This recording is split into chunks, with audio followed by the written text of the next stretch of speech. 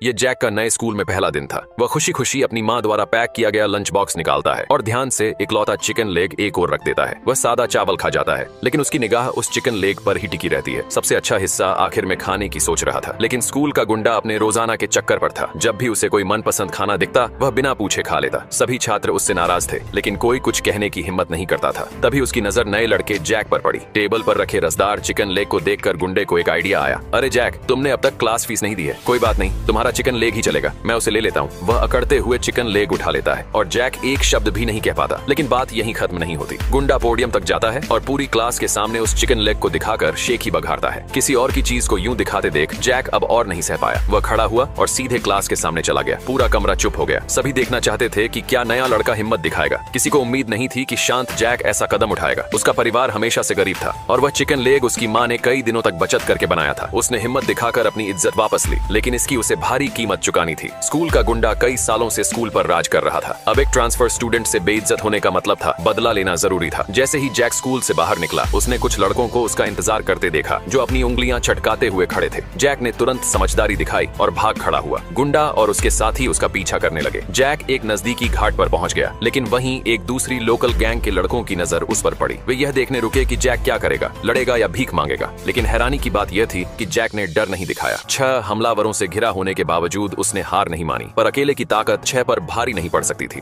आखिरकार वे उसे पकड़ लेते हैं और जमीन पर पटक देते हैं और वह सीधा कुत्ते की पॉटी पर गिरता है। कुछ लड़के उसका मजाक उड़ाते हैं, उसे डंग बीटल कहते हैं। ऐसी बेइज्जती के सामने जैक अपना जूता निकालता है और उसे हथियार बना लेता है। हैरानी की बात यह थी कि वह सच में कुछ हमलों को रोक देता है। मौका देखते ही जैक ने कुत्ते की पॉटी को एक गुंडे के चेहरे पर मल दिया। वो लड़का जोर से चीख पड़ा और बाकी गैंग इतनी जोर से हंसी कि हंसते हंसते लौटपोट हो गए। तभी रायन ने डेविड की ओर देखा। ये 4 कोई आम छात्र नहीं थे। इन्हें कहा जाता था प्रिंस गैंग, स्कूल की सबसे खास टोली। और इसके पीछे वजह थी, रायन का पिता इलाके का बड़ा माफिया था। बचपन से ही रायन को शहजादे जैसा ट्रीटमेंट मिला था। जहाँ भी जाता लोग उसे बॉस कहकर सलाम ठोकते। अगले दिन रायन की टीम ने जैक और उन गुंडों को एक साथ बुलाया। उन्होंने जैक के कंधे पर हाथ रखकर कहा कि उसे अब किसी से डरने की जरूरत नहीं है। ये सुनते हैं जैक गुस्से से भर गया और उसके पास गया जिसने लेग पीस छीना था। जैक ने उसे पीटा और अपना बदला लिया। उस दिन से डरपोक जैक रेयान की टीम में शामिल हो गया। उनका अच्छा दोस्त बन गया।